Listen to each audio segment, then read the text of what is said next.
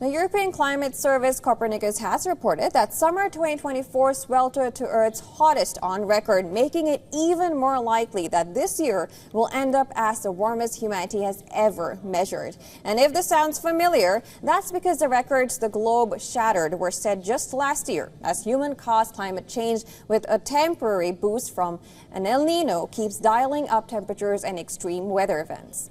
The northern meteorological summer in June, July, and August has averaged 16.8 degrees Celsius, and according to Copernicus, that is 0.03 degrees Celsius warmer than the old record in 2023.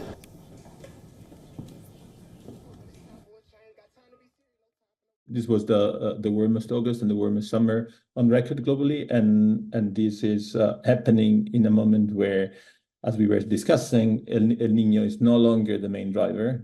We still have some warmth in the Pacific, but we still have very warm ocean elsewhere. So it's no longer El Niño.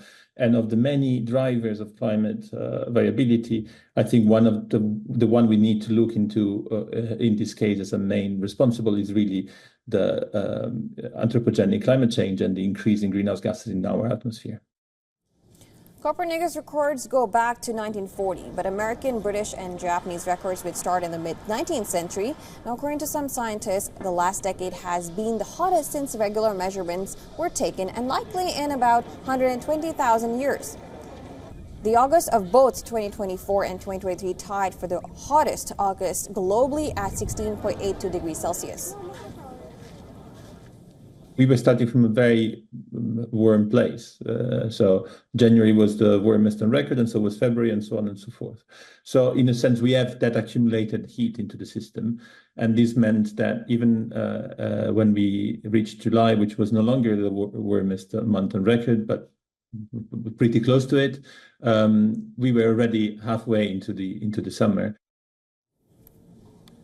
With the forecasted La Nina temporary natural cooling of parts of the Central Pacific, the last 4 months of this year may no longer be record setters like most of the past year and a half. But it's not likely cool enough to keep 2024 from breaking the annual record.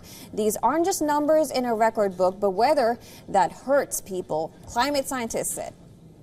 Well, the position of last year's record heat was driven by an El Niño, which is a temporary natural warming of parts of the Central Pacific that alters weather worldwide. That effect is gone. And it shows the main driver is long-term human-caused climate change from the burning of coal, oil, and natural gases.